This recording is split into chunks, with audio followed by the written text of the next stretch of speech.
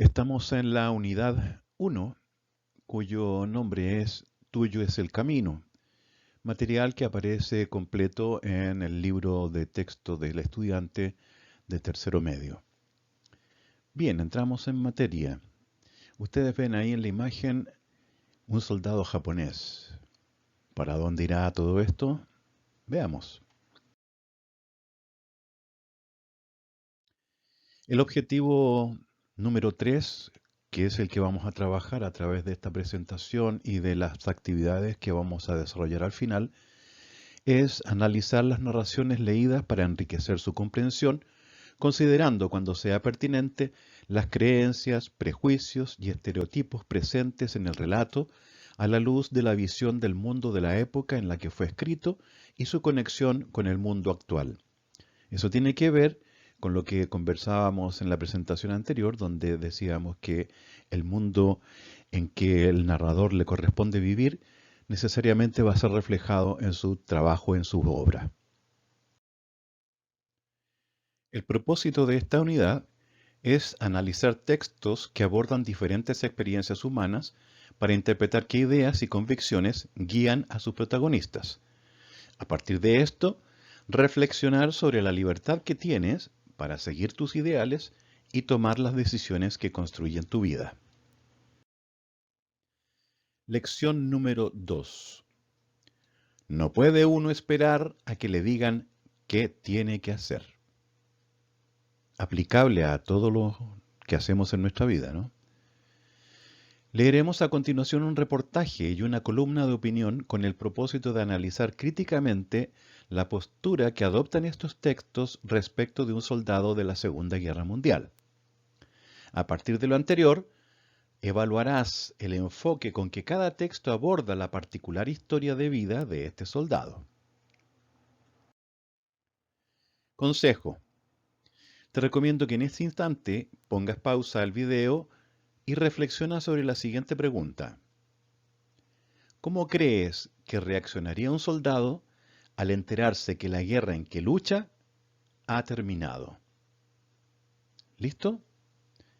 Una vez que pensaste en esto, pon play y continuamos. Contexto histórico. Al inicio del siglo XX, Japón era un imperio con un importante desarrollo industrial y comercial. Su posición dentro del contexto asiático era dominante, especialmente por su poderío militar. Esto le permitió llevar a cabo una política expansionista entre 1895 y 1942. ¿Cuáles eran las tácticas del Imperio japonés? En 1936 firmó con Alemania el pacto Anti-Comintern, de carácter anticomunista, al que luego adhirió Italia y que dio forma al eje Berlín-Roma-Tokio. En 1937 invadió China para extender su territorio. Este conflicto se agudizó durante la Segunda Guerra Mundial, 1939-1945, y se conoció como Guerra del Pacífico.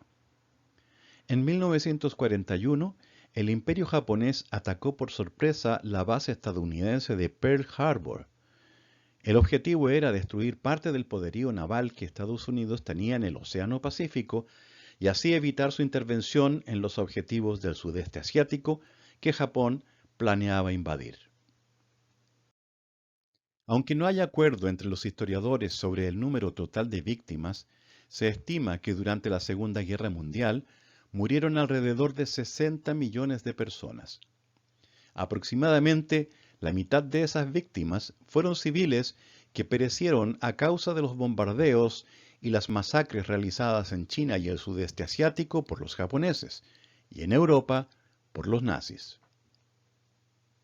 En la imagen vemos el ataque a Pearl Harbor, ataque japonés que ocurrió el día 7 de diciembre de 1941. La foto es real. Ahora a leer. Hiro Onoda, el soldado que siguió peleando en una guerra que había terminado hace casi 30 años. Estuvo décadas en la selva, convencido de que la Segunda Guerra Mundial aún no terminaba. Ni los anuncios con megáfonos, ni los mensajes lanzados por avión podían convencerle de lo contrario. Creía que era una trampa del enemigo para capturarle. Por Juan Reyes. La Segunda Guerra Mundial es uno de los eventos más trágicos de los que tenga recuerdo la humanidad. Se estima que alrededor de 60 millones de personas perdieron la vida, siendo la mayoría de ellos civiles o víctimas colaterales del enfrentamiento entre las grandes potencias. Es la guerra más sangrienta que alguna vez se ha registrado en el mundo, y tras ella se esconden historias increíbles. Es que parece ser que las guerras llevan al ser humano al límite en todos los sentidos: persistencia, creatividad, crueldad y miedo. Así que, si usted no ha estado en una guerra, siéntase afortunado. Durante la Segunda Guerra Mundial, Japón destacó por el fanatismo de sus combatientes, siendo famosos sus pilotos kamikazes. En aquel entonces el país era un imperio y los japoneses podían llegar muy lejos a fin de no fallar a su emperador. Un caso emblemático es el de Hiroo Onoda. Su historia parece sacada de una película.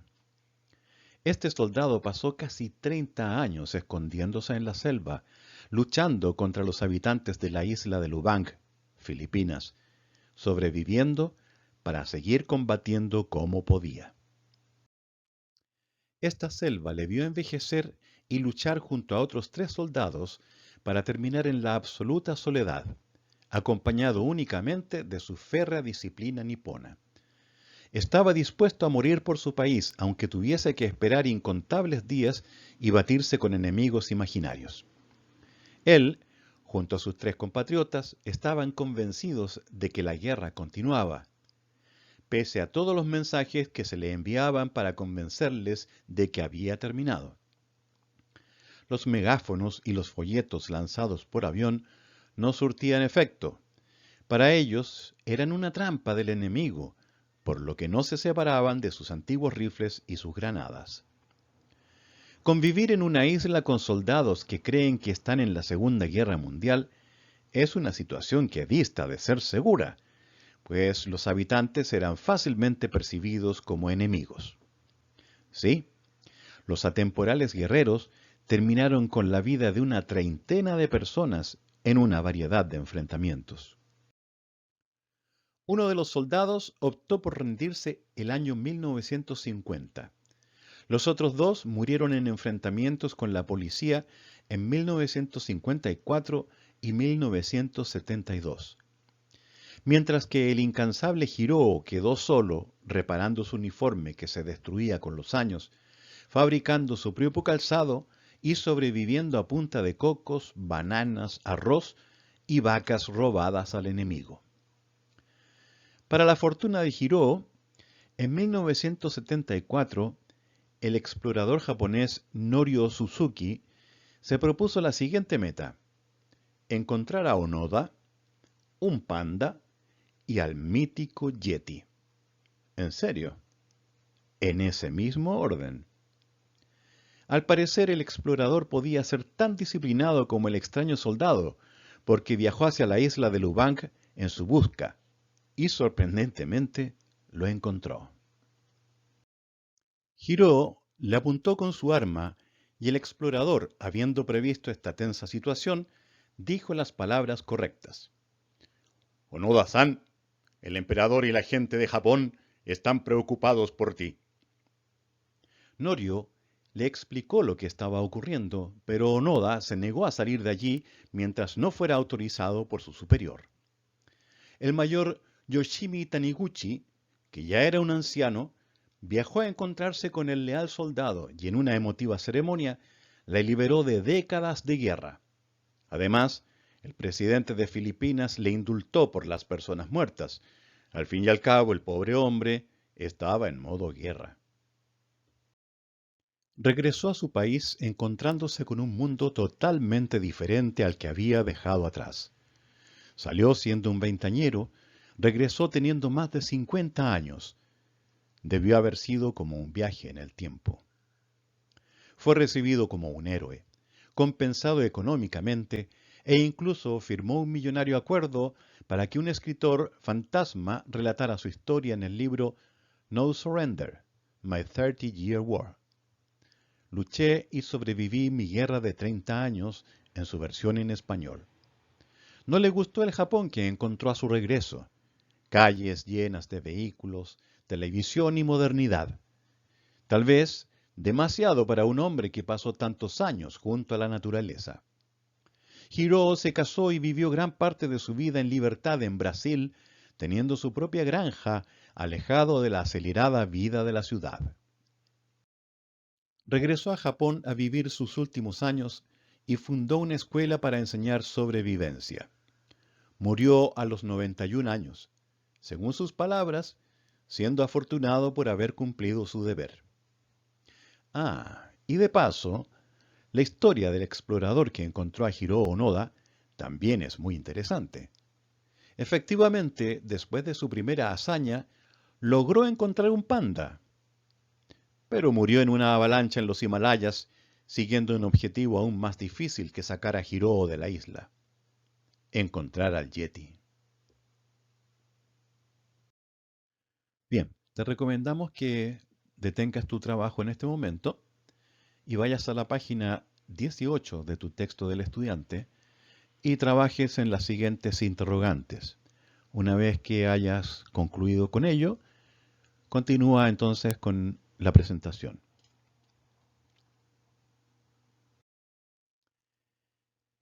Esto lo debería cantar Sinatra.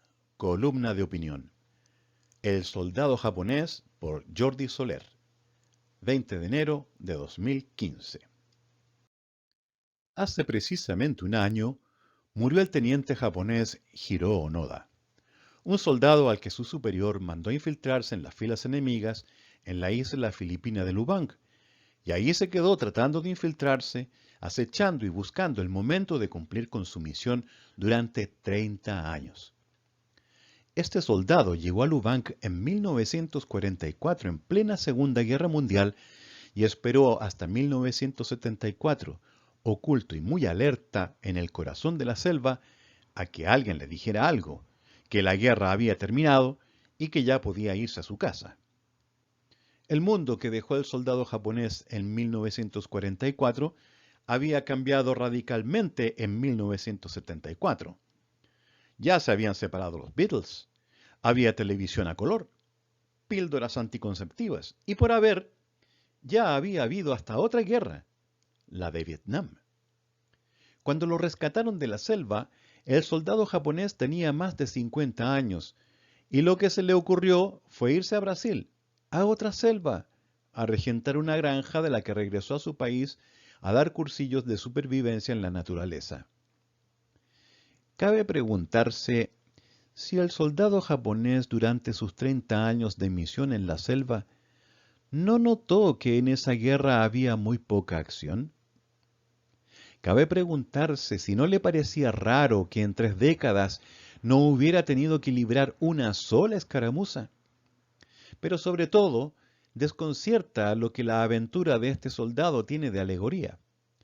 Era un hombre al que la vida le pasó por encima mientras esperaba a que alguien le dijera que ya podía irse a su casa. Como el empleado que espera a que le suban el sueldo por esos méritos que el jefe no ha visto porque ni se acuerda de él.